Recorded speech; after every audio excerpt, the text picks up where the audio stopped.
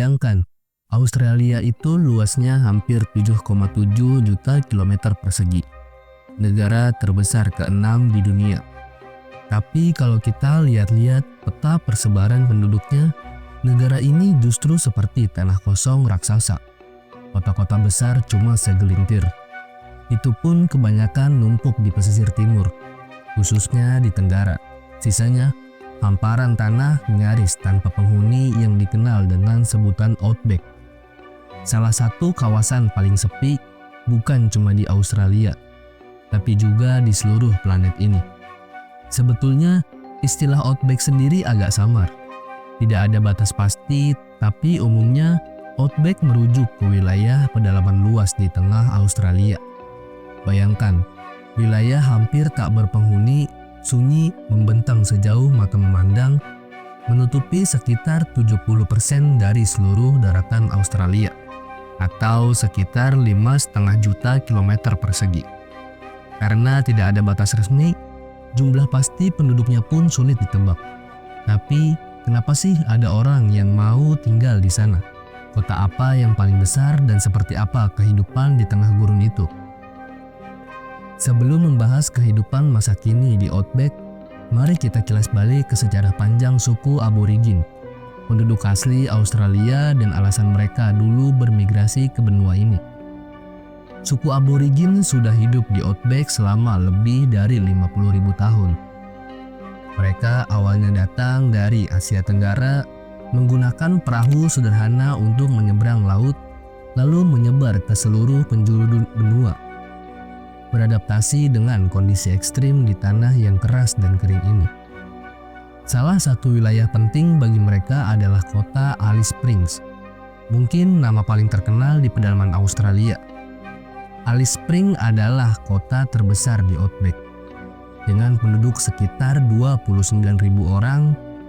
Di peta, letaknya benar-benar di tengah Australia. Kira-kira 29 jam perjalanan darat dari Sydney ataupun Perth, atau 15 jam dari Darwin atau Adelaide. Kota ini berada sedikit di utara titik tengah geografis resmi benua Australia, yaitu Lambert Center. Kalau sekilas lihat di Google Maps, mungkin kamu bakal mikir jaraknya cuma sejam dari titik tengah Australia. Nyatanya, perjalanan ke sana bisa memakan waktu lebih dari 5 jam. Walau di peta kelihatan dekat, begitu pula jika menuju ke Uluru, batu ikonik yang juga dikenal sebagai Ayers Rock. Jaraknya di peta terlihat sepelemparan batu, tapi aslinya butuh 5 jam berkendara. Seperti apa sih Alice Springs sebenarnya? Kota ini kecil, penuh bangunan rendah tanpa gedung pencakar langit. Dikelilingi pemandangan gurun merah yang keras, seperti di planet Mars. Tidak ada gedung mewah, tidak ada keramaian kota besar. Hanya lautan pohon, hijau dan rumah-rumah di tengah landscape merah yang dramatis. Alice Springs masuk ke wilayah Northern Territory dan uniknya, jadi kota terbesar kedua di wilayah itu setelah Darwin. Bayangkan, kota berpenduduk 29.000 saja sudah menduduki peringkat kedua. Bandingkan dengan kota terbesar ketiga yaitu Catherine, yang hanya berpenduduk sekitar 6.000 orang. Jumlah seluruh penduduk Northern Territory bahkan hanya sekitar 232.000 jiwa. Sekarang, mari kita bergerak sekitar 7 jam ke selatan dari Alice Springs, menuju sebuah kota aneh yang benar-benar unik di Australia. Aberpedi. Bayangkan sebuah kota di mana hampir separuh penduduknya hidup di bawah tanah, di permukaan. Cuaca di sini bisa benar-benar tidak bersahabat. Suhu musim panas seringkali melampaui 40 derajat Celcius. Bahkan rekor tertingginya pernah mencapai 48 derajat Celcius. Tidak heran, sekitar 900 dari total 1.800 penduduknya memilih tinggal di rumah-rumah bawah tanah, yang di sana biasa disebut dugout. Rumah-rumah ini digali ke dalam tanah agar suhunya tetap sejuk dan nyaman, jauh dari panas menyengat gurun di atasnya. Tapi Aberpedi bukan sekedar tempat orang bersembunyi dari matahari. Kota ini terkenal di seluruh dunia sebagai pusat tambang opal, batu permata berkilau yang diburu banyak orang. Sebagian besar warganya memang bekerja di pertambangan opal. Tapi dalam beberapa tahun terakhir, keunikan kota bawah tanah ini juga menarik wisatawan, menciptakan industri pariwisata yang kecil namun stabil. Bayangkan, ada gereja, hotel, restoran, bahkan museum yang semuanya berada di bawah tanah. Pernah terbayang tidur di hotel di bawah permukaan bumi? Lalu, kalau kamu mendengar kata outback atau gurun, pasti yang terlintas di benak adalah tanah kering tanpa air, bukan? Tapi siapa sangka, di tengah-tengah outback justru ada danau terbesar di Australia. Danau Eire atau Lake Eire. Ketika badai atau hujan lebat turun, permukaan danau ini bisa meluas sampai 9.500 km persegi. Bahkan lebih besar dari negara Siprus. Namun, hampir sepanjang tahun, danau ini akan kembali mengering karena iklim yang sangat kering. Jadi, bagaimana bisa ada danau sebesar ini di tengah gurun yang nyaris tanpa hujan? Rahasianya ada pada sistem yang disebut cekungan drainase tertutup. Intinya, jika ada air, semuanya akan terkumpul di danau ini karena tidak ada aliran ke laut. Air dari hujan dan badai akan memenuhi danau, lalu perlahan-lahan menguap di bawah panas matahari gurun. Fenomena unik ini bikin Danau Eire jadi salah satu pemandangan paling kontras di Australia. Kadang jadi lautan air raksasa, kadang berubah lagi jadi hamparan garam kering. Yang menarik, luasnya outback ini benar-benar gila. Hampir semua negara bagian di Australia punya wilayah outback, kecuali Tasmania, karena pulau itu punya iklim yang jauh lebih sejuk dan hijau. Victoria punya bagian semi kering, tapi umumnya tidak termasuk outback. Ada juga Australian Capital Territory, daerah kecil tempat ibu kota Canberra berada, yang letaknya jauh di tenggara dan beriklim sejuk seperti Tasmania. Ketika kita bicara Queensland, apa yang langsung muncul di pikiran? Kebanyakan orang pasti ingat hutan hujan tropis. Tapi kenyataannya, hutan tropis cuma menutupi sekitar 10% wilayah Queensland. Sisanya, sekitar 80% adalah padang gurun alias outback.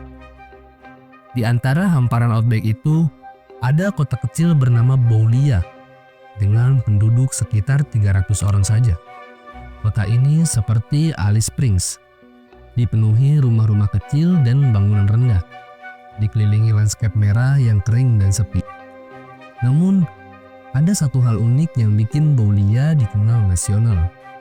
Setiap tahun, di minggu ketiga bulan Juli, kota ini menjadi tuan rumah lomba balap unta nasional Australia. Bayangkan, selama 3 hari penuh, orang-orang datang untuk menyaksikan unta-unta berlomba sejauh 1.500 meter. Rekor tercepatnya adalah 2 menit 45 detik. Hanya 43 detik lebih cepat dari rekor manusia untuk jarak yang sama. Sebuah tradisi yang aneh tapi benar-benar nyata di tengah gurun Australia. Sekarang, mari kita lanjut ke utara Alice Springs.